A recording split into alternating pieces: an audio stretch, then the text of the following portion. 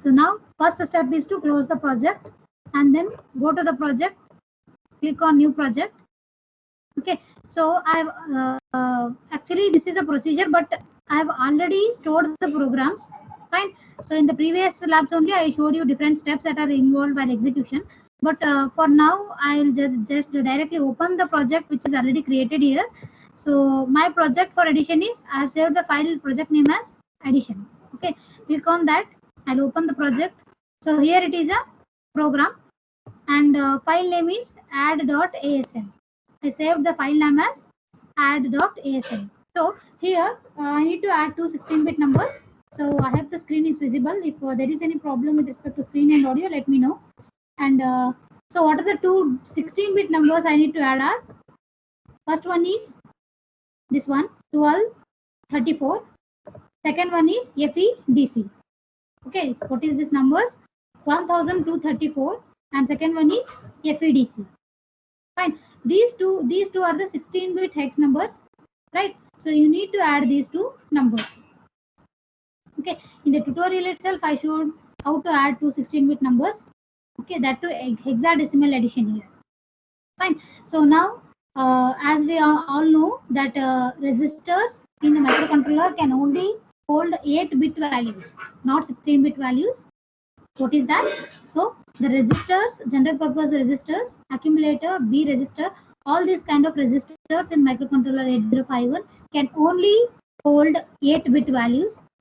And the microcontroller, the main feature of a microcontroller is that the CPU of that one or a processor is only 8-bit. That means it can only process 8-bit values. It can only perform 8-bit addition and all.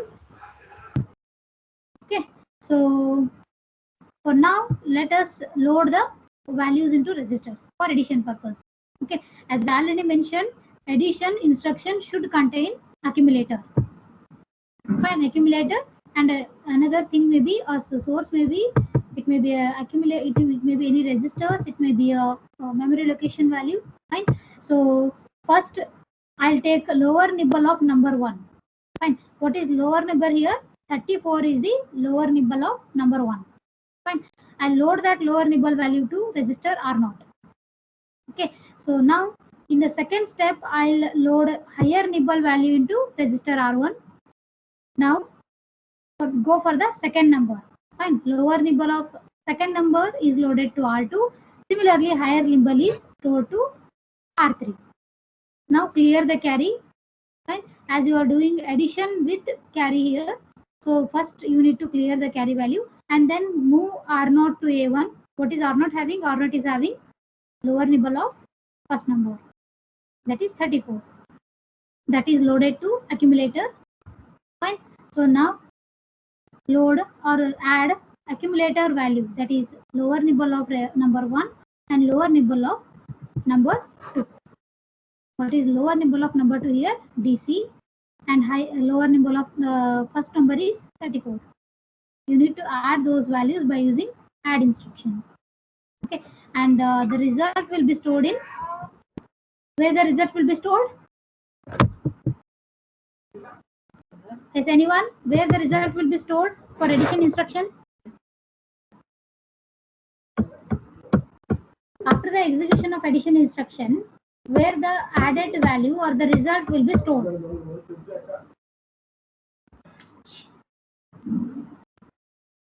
Yes, fast. A. What is A? A is nothing but accumulator. Fine. So A is nothing but accumulator. When you use add instruction for addition of any two numbers, the result will be stored in accumulator itself. Fine. So now lower nibble values are added. Fine. Now I need to add higher nibble values because we cannot add two 16-bit numbers at a time. For that, we are performing two operations here. First one, addition of lower nibble values, and then addition of higher nibble values. Fine. So now I load. Now I load R1 value. What is R1 having? R1 is having higher nibble for first number, and R3 is having higher nibble of second number. Or I can say maximum significant bits or maximum significant byte. Okay. So those are the same process is again repeated. Resistor R1 is added to accumulator, content of resistor R1 is added to accumulator, and R3 is added with the content in accumulator, and the value is stored in accumulator itself. So add with carry is used because you are going to add higher nibble values along with the carry generated by lower nibbles. Fine. So the values are added here, and then the result will be stored in 21H. Okay. So now the addition of two lower nibbles is stored in 22H. The addition of higher nibbles is stored in 21H, and the carry is stored in 20H. Fine. The carry value which is generated will be stored in 20H. I think we will now execute this one. First we will execute step by step, and then we will go for final answer. Okay. So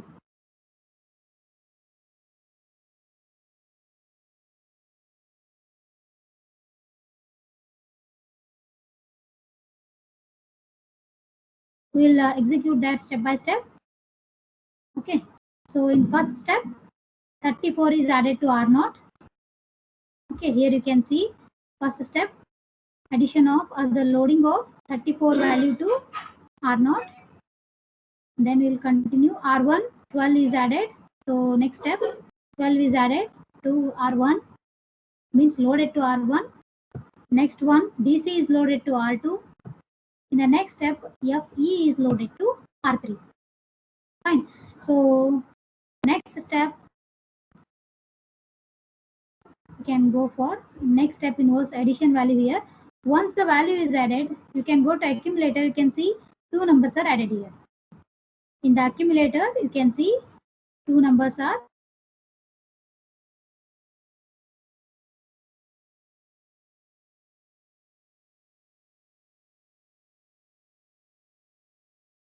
through this in theory classes. PSW is program status wall. It will indicate the statuses like carry, auxiliary carry, and different status, parity bits, and everything. So for now we are using carry. So whenever the PSW is registered, the carry is generated, PSW carry bit is set high. Fine. So now after the addition of first two lower bytes, we got 0x10 hex number, and then I'll go for addition with carry. Okay. Now you can see it is 12. Okay. Addition of carry, addition plus carry with higher bytes is this one, and then continue.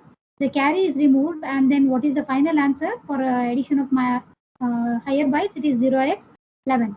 Fine. So we can see here, after running of the whole program, what we got is, in the memory you can see D:20H, enter here D:20H, and you got the answer. If this is the 0x20 memory location, this is 0x20, 21, and 22. Okay, I hope you understood this. So if I'll enter D:20H, it will go to 20H location. There, first bit will be 20H, second will be 21H, and third one will be 22H. Okay, we have stored the addition of lower bytes in 22H and addition of higher bytes in 20H, 21H, and then carry in 20H. Fine. So what is the values here? Added values 11 and 10. Fine. So this is a hex number. After the addition of two hexadecimal number, you are going to get another hexadecimal number. Here also we can see each memory location, that is 20H, 21H, 22H. These are 8-bit locations, not 16-bit. So you cannot store all the value in one location here. You need to store them separately as 8-bit numbers. Fine. So here 21H is having higher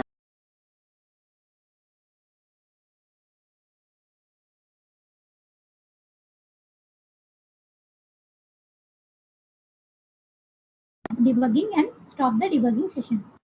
Okay, so now I'll explain second program. All together we can discuss it again.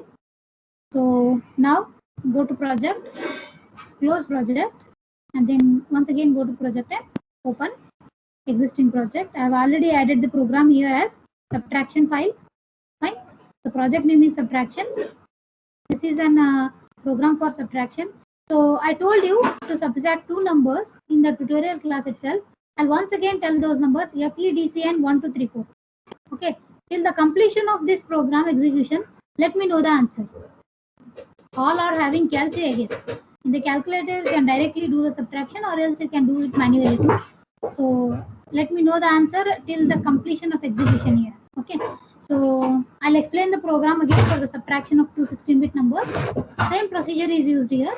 So you cannot subtract two 16-bit numbers at a time, because our processor can only perform processing for 8-bit values, not for 16-bit values.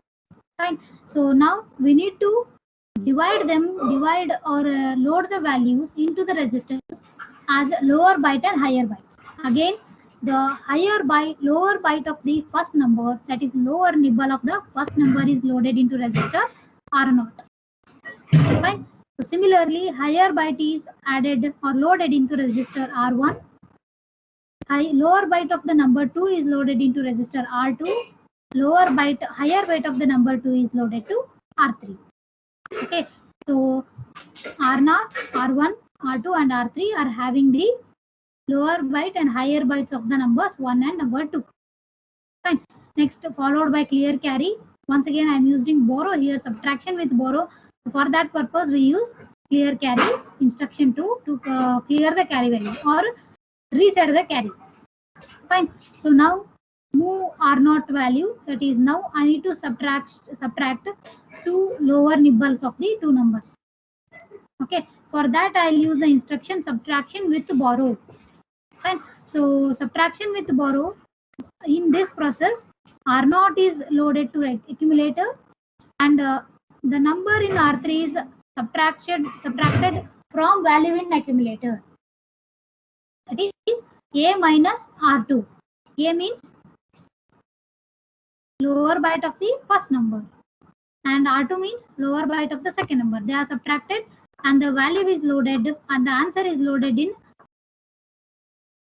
22H. The answer is now available in accumulator, that is loaded to 22H. Fine. So now we will go for the subtraction of two higher bytes. Fine. So first load the higher byte of the first number to the accumulator and then similarly continue the process for higher byte of the second number. Okay, subtraction with borrow is followed and then the answer is stored in, from accumulator to it is stored in 21H and the carry or the borrow what is generated at the end is stored in 20H. Fine. So now let us see the result step by step, but let me know what is the result value here. What should be the answer here? First, what should be the answer?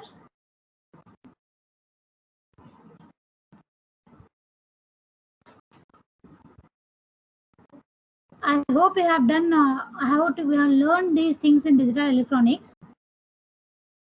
How to subtract two 16-bit numbers, how to add two 16-bit numbers, hexadecimal addition and subtraction. So I'll start debugging. Okay, so first we will go for step-by-step execution. So first R0 is loaded with the lower byte. So you can see lower byte of the first number is DC, that is loaded to R0 and then followed by FE is loaded to R1. Okay, FE is loaded to R1 second step and then third step 34 is loaded to R2 and then 12 is loaded to R3. Okay, in the next step clear carry, PSW is cleared here, you can see. So 0 bits are there. So then next for R0 to accumulator, what is R0 value here? DC is there. I loaded that value to accumulator. Okay, what should be the next step? Subtraction should be the next step. After subtraction, A value, what is stored in accumulator? So the result of the subtraction of two lower bytes is loaded into accumulator. So subtraction of lower bytes, that is DC and FE, is A8. Okay, A8 is hexadecimal number, so that is stored in accumulator here. So from accumulator I need to move that value to 22H. I hope you can see this 22H. So Let us see. So here you can see that A value has moved to 22H. Okay, this is 20H, this is 21, and this is 22. So the A8 value that is stored in 22H. Similarly, let's go for next execution. Load accumulator with higher byte of the first number, that is FE. Next, higher byte of the second number, EC, is loaded into R3, and then subtraction is performed. What is the accumulator value here now? It is EC. Okay, then we'll go for carry is stored into 20H, as carry is not generated in this operation. So by subtraction of these three numbers, it is its value is 0, and EC is the value for higher bytes. You can see the answer here. Final answer is EC and A8. I'll run the whole program now. So you can see the answer EC and A8. Okay, so what is there in 21H? The 21H is having subtraction of higher bytes along with borrow generated by previous bytes, that is lower bytes. And then 22H is having A8, that is subtraction of two lower bytes. Okay, so please stop recording.